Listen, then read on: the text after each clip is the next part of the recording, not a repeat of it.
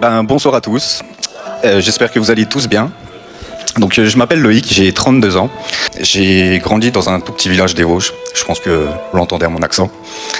Dans un foyer aimant, mais dont l'alcool elle a fait beaucoup de ravages.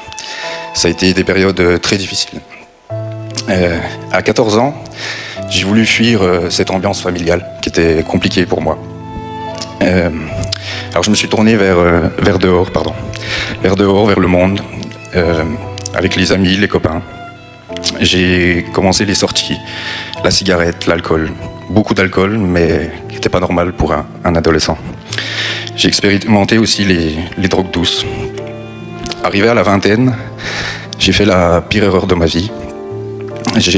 On m'a proposé de la drogue dure, j'ai accepté.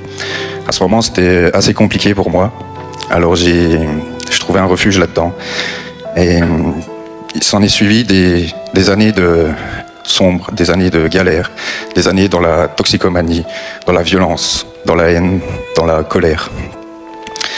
Et vous savez, quand on est dans la drogue, on se sent vraiment très seul. Et à ce moment-là, c'était vraiment difficile pour moi, je me sentais vraiment seul. Et je voulais en finir avec la vie. Et un matin, à un moment dans ma vie, j'ai dit stop, que c'était vraiment trop pour moi. Alors, je suis parti dans un centre pour me faire aider. Et quand je suis parti dans ce centre, j'ai emmené une Bible avec moi.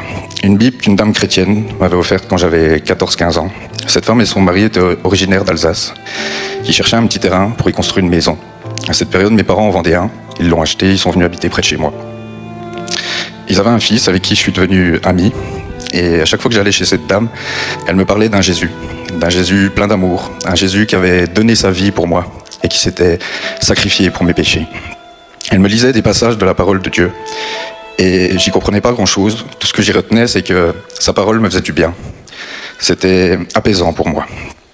Elle m'a offert aussi une Bible, cette Bible que j'ouvrais très peu. Je lisais juste par moments les psaumes parce que ça me calmait. Je sais pas pourquoi, mais ça me faisait vraiment du bien.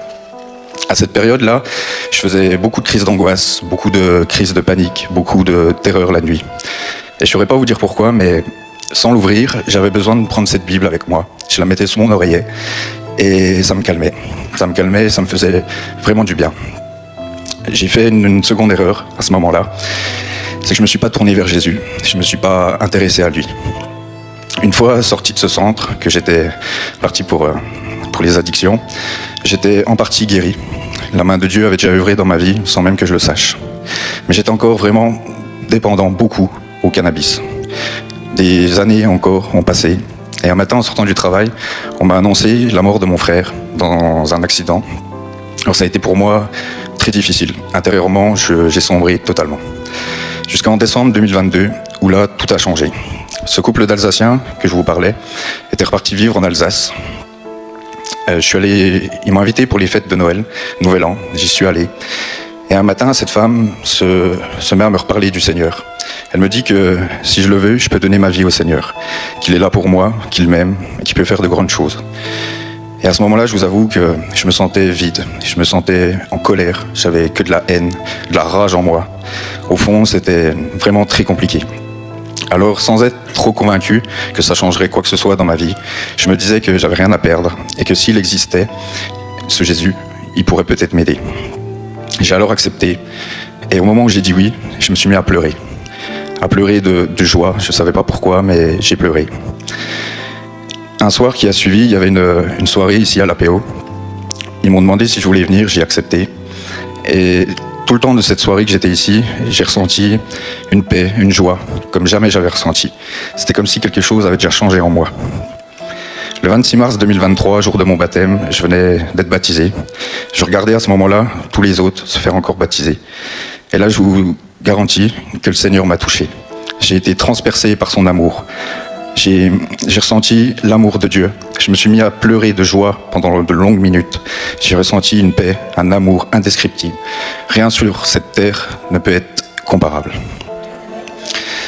Et là, ma vie, elle a littéralement changé. J'ai décidé qu'il fallait que je me tourne vers lui, que j'ai expérimenté qu'en un instant, toutes les angoisses, toutes mes souffrances que j'avais avaient disparu en un claquement d'œil. je me sentais en paix pour la première fois. Je recommençais une nouvelle vie, j'ai expérimenté les bontés du Seigneur.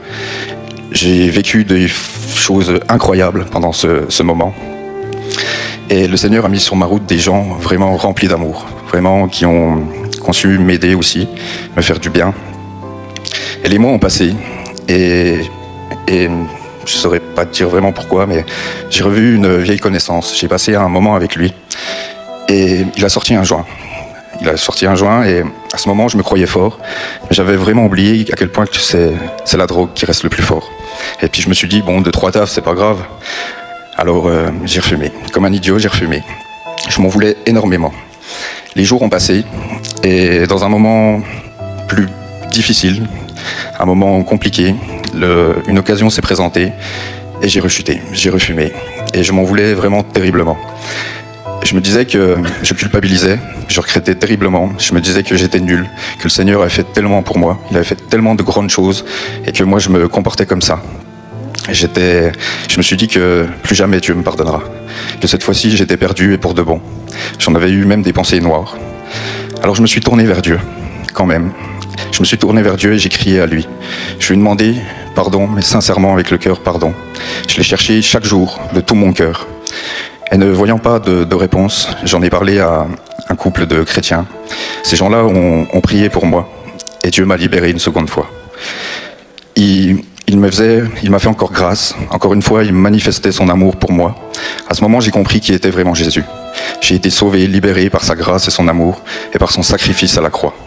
Et que même si j'étais retombé, Jésus, lui, ne m'avait jamais abandonné. Et aujourd'hui, je peux vous dire que le Seigneur continue à faire de très grandes choses dans ma vie. Il fait des choses incroyables. Et que même si moi, je suis imparfait, que je fais encore des erreurs, que je rechute aussi dans le domaine de ma vie, lui, le Seigneur, il ne m'abandonne pas.